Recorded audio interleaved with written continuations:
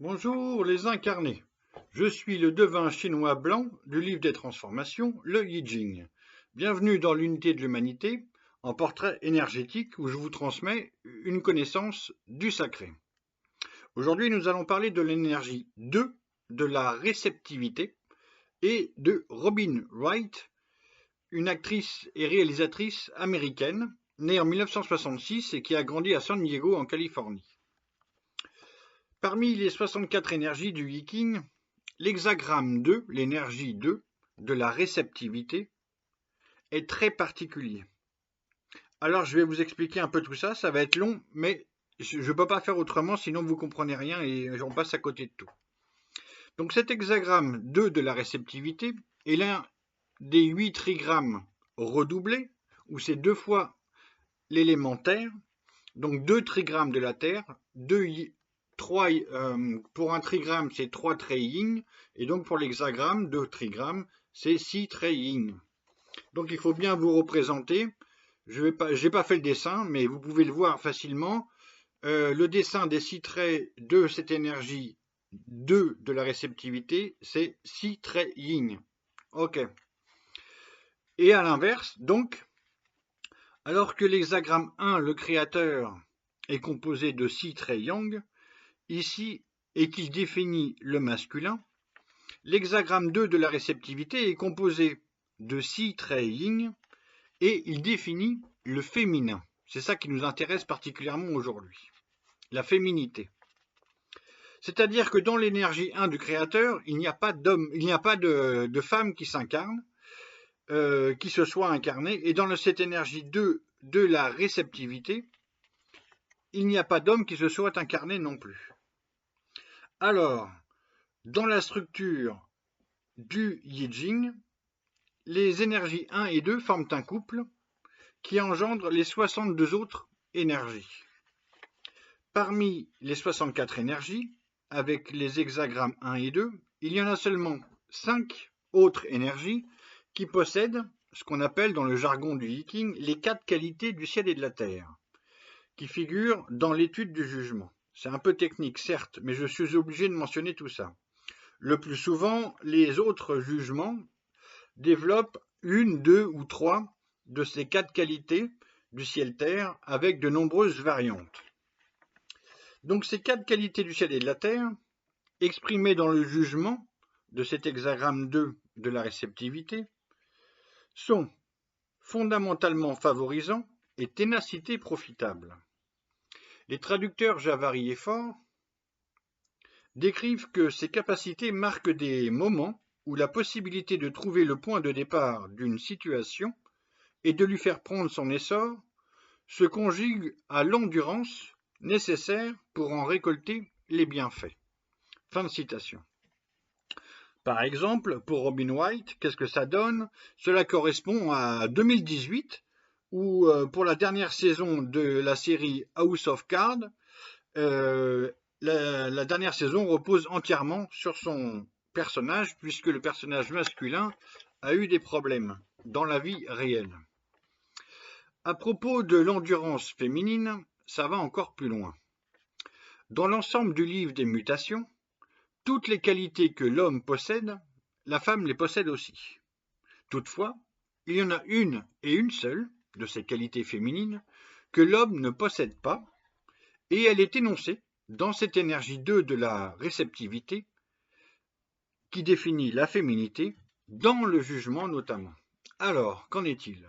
Cette qualité est indiquée par une expression symbolique dans l'étude du jugement qui ici est particulièrement long et développé. Je ne le lis pas, c'est trop long, trop technique. Alors l'expression est la suivante.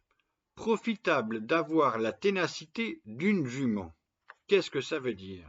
C'est-à-dire que la jument est l'animal symbolique de cette énergie 2 de la réceptivité, parce qu'elle symbolise la ténacité et le courage, la persévérance et l'endurance. Au passage, je rappelle que les qualités élémentaires et humanisées de l'élémentaire sont l'accueil et la disponibilité, l'adaptabilité et le don de soi, qui transpirent dans la personnalité et le caractère de Robin Wright. De toute façon, j'en reviens maintenant à ma liste de devinettes. Des femmes qui vivent dans cette énergie ou qui ont vécu dans cette énergie, de la réceptivité. Donc on a Robin White, on a Véronique Dicker, dont j'ai déjà fait une vidéo, on a Virginie Foltz, qui est une thérapeute et une praticienne en hypnose, que vous pouvez apercevoir, c'est elle qui a fait mon hypnose sur ma chaîne YouTube, et une amie québécoise de la vie privée qui s'appelle Marie. Alors, il se trouve que le poète et le phénoménologue que je suis aussi, comme Baudelaire avec les correspondances et les synesthésies, j'ai établi ce que j'appelle des ressemblances entre ces 4 femmes. De quoi ça veut dire? Concrètement, elles ont des dizaines de ressemblances, mais je ne parle ici, pour ce format de portrait énergétique, entre 5 et 10 minutes normalement, que de la plus visible. Puisque comparaison est raison, quand les personnes vivent dans la même énergie, je puis affirmer objectivement, c'est ça qui m'intéresse, c'est que je prétends être objectif, et je le suis, que ces 4 femmes vivent dans la même énergie et dans la même beauté physique, et que c'est même cette beauté, c'est la beauté de la féminité. Elle porte un nom. Ok ? Cette beauté de la féminité développe un magnétisme très puissant.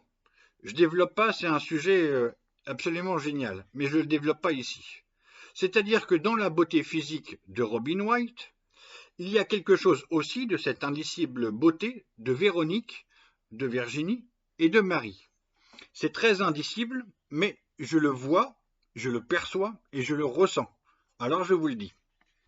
Et c'est là, ça ne vient pas de mon invention, ok ? C'est présent, énergétiquement. Cette thématique de la ressemblance me passionne donc, mais je m'arrête là. Revenons à Robin White, qui a quand même été mannequin pour sa beauté si féminine.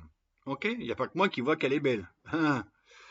Robin White est née en 1966 donc, et à 18 ans, dans les années 1980, elle débute sa célébrité dans la série Santa Barbara. Donc sa jeune beauté, lisse et parfaite, crève déjà l'écran. En 1987, elle perce au cinéma avec La Princesse Bride. Ok. En 1994, elle incarne l'amoureuse de Forrest Gump, dont le succès est planétaire. En 1999, elle joue une romance dans Une bouteille à la mer aux côtés de Paul Newman et de Kevin Costner, puisque j'ai parlé de Kevin Costner ces derniers jours.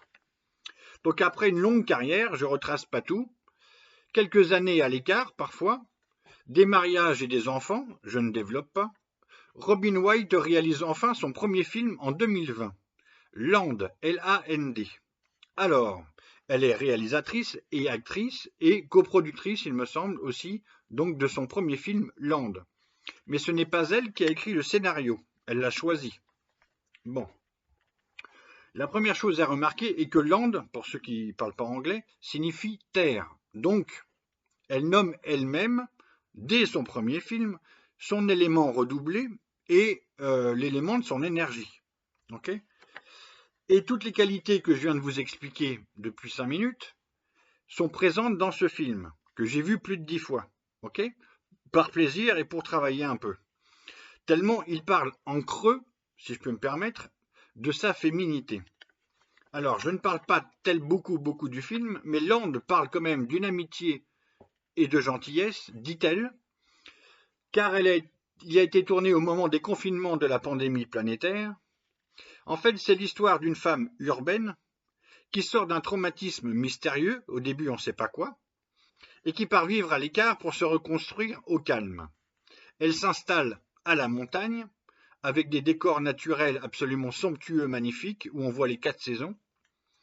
Mais cette montagne va se révéler plus hostile que prévu. Un chasseur lui sauve la vie, et il s'ensuit une amitié résiliente et réciproque. Je conclus par un petit quatrain divinatoire. 2. Robin White, c'est la réceptivité. Série télé, le cinéma, célèbre actrice. Terre, land, femme réalisatrice. Naturelle beauté, de la féminité. Namasté.